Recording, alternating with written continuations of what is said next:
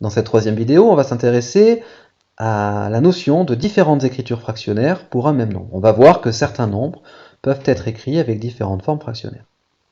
Alors la règle fondamentale que vous devez connaître par cœur, c'est qu'on ne change pas la valeur d'une fraction en multipliant ou divisant son numérateur et son dénominateur par un même nombre non nul. Autrement dit, si je me donne petit a, petit b, petit k, trois nombres relatifs avec petit b, petit k différents de 0. La fraction a sur b est égale à la fraction a fois k sur b fois k. Je vais multiplier numérateur et dénominateur par le même nombre k. Et a sur b est aussi égal à a divisé par k sur b divisé par k. J'ai bien divisé numérateur et dénominateur par k. Première application, ça va nous servir à transformer l'écriture d'une fraction.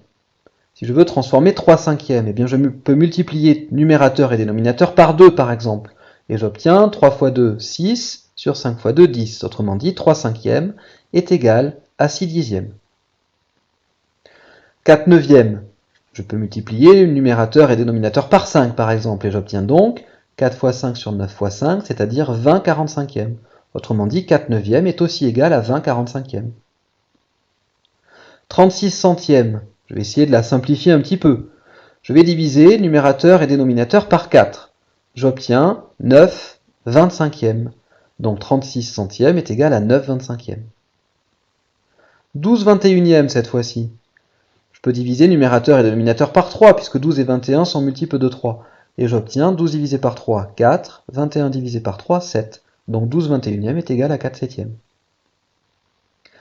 Deuxième application, on vient d'en voir deux exemples, ça va nous servir à simplifier une fraction.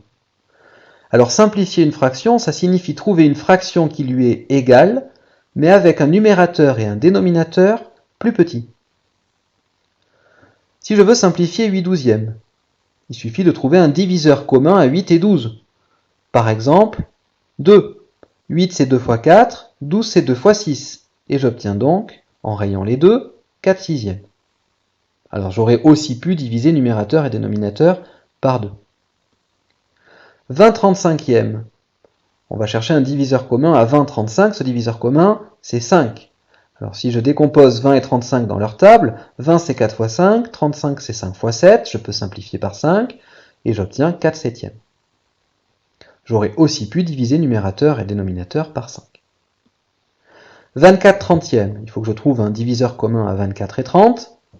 Eh bien, par exemple 2, 24 c'est 12 fois 2, 30 c'est 2 fois 15, je peux simplifier par 2, ou je peux diviser par 2 numérateur et dénominateur, j'obtiens donc 12 quinzièmes.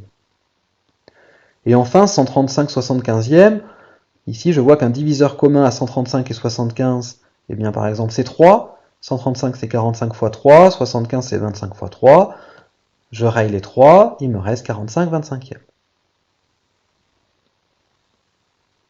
Lorsque l'on ne peut plus simplifier une fraction, on dit que celle-ci est irréductible.